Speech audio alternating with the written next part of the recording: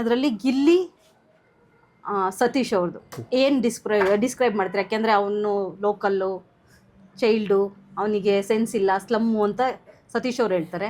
ಗಿಲ್ಲಿ ಇದ್ದವರು ಅವರು ಜನರ ಮನಸ್ಸನ್ನೇ ಗೆದ್ದಿದ್ದಾನೆ.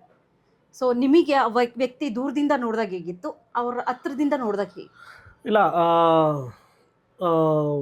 ನಾನು ಸತೀಶ್ ಅವ್ರ ಬಗ್ಗೆ ಕಮೆಂಟ್ ಮಾಡೋಕ್ಕೆ ಹೋಗಲ್ಲ. Because I feel it is useless. ನಾನು ಮೊನ್ನೆನೂ ಯಾವುದೋ ಒಂದು ಯೂಟ್ಯೂಬ್ ಚಾನಲಲ್ಲಿ ನೋಡಿದೆ. ಆವಾಗ ಒಂದು ಸ್ಟೇಟ್ಮೆಂಟ್ ಏನೋ ಕೊಟ್ಟಿದ್ದಾರಂತೆ, ಈ ಥರ ರಜತ್ ಅವ್ರಿಗೆ ಆಮೇಲೆ ದೊಡ್ಡವ್ರಿಗೆ ನಾನು ನೋಡಿದ್ರೆ ಏನೋ ಹೊಟ್ಟೆ ಉರಿ ಅಂತ.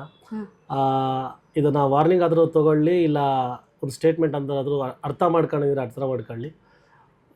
ನನ್ನ ಬಗ್ಗೆ ಮಾತಾಡಿ, ನಾನು ತಗೊಂತೀನಿ, ದೊಡ್ಡವ್ರ ಬಗ್ಗೆ ಬೇಡ. ಯಾಕಂದರೆ ಅವರು ಸ್ಟೇಜಲ್ಲಿ ನಿಮ್ಮನ್ನ ರೇಗಿಸಿರೋದು, ನೀವು ಅದನ್ನು ದೊಡ್ಡ ವಿಷಯ ಅಂದ್ಕೊಂಡು ಸರ್ರು ಕೈ ತೊಳೆದಿಲ್ವಂತೆ, ಸರ್ರೇ ಹೇಳ್ಬಿಟ್ರು ನಂದು 11 ಮಿಲಿಯನ್ ವ್ಯೂಸ್ ಹೊಡುತ್ತೆ, ಸರ್ರೇ ಪ್ರೂವ್ ಮಾಡಿಬಿಟ್ರು, ಅದು ಮಾಡಿಬಿಟ್ರು, ಇದು ಮಾಡಿಬಿಟ್ರು, ಬೇಡ.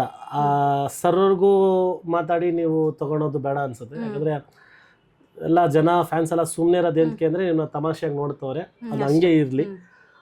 ಸುಮ್ಮನೆ ಆಮೇಲೆ ನೀವೊಂದು ಮಾತಾಡಿ ಆಮೇಲೆ ನಾವು ಮಾತಾಡೋದು ತಪ್ಪಾಗುತ್ತೆ, ಅದು ಹೋಗೋದು ಬೇಡ. ಯಾಕಂದರೆ ತುಂಬ ಸೂಕ್ಷ್ಮತೆಯಿಂದ ನಾನು ಹೇಳ್ತೇನೆ. ನಾನು ಮೊನ್ನೆ ನೋಡಿದ್ರೆ ನಂಗೆ ತೀರಾ ಬೇಜಾರಾಯಿತು. ಅವ್ರ ಹತ್ರ ಫೋನ್ ಮಾಡಿ ಮಾತಾಡೋಣ ಅಂದ್ಕೊಂಡೆ, but I dent feel it is right. But ಮಾತಾಡೋದು ಬೇಡ. ಯಾಕಂದರೆ ಒಂದು ಸತಿ ಹೇಳ್ಬೋದು, ಒಬ್ಬರಿಗೆ 2 ಸತಿ ಹೇಳ್ಬೋದು, 3ನೇ ಸತಿ ಅದು ಬೇರೆ ಥರ ತಿರುಗುತ್ತೆ. ಅಲ್ಲಿವರೆಗೂ ತೊಗೊಂಡೋಗದೆ ಇಲ್ಲಿ ಇದಕ್ಕೆ ನಿಲ್ಲಿಸ್ಬಿಟ್ಟು ನಿಮ್ಮ ಬಗ್ಗೆ ಏನಾದರೂ ಮಾತಾಡ್ಕೊಳ್ಳಿ, ನಾವು ಕೇರು ಮಾಡಲ್ಲ. ದೊಡ್ಡವ್ರ ಬಗ್ಗೆ ಬೇಡ ಅಷ್ಟೇ. ಗಿಲ್ಲಿ ಬಗ್ಗೆ ಒಂದೆರಡು ಮಾತು. ನನ್ನ ತಮ್ಮ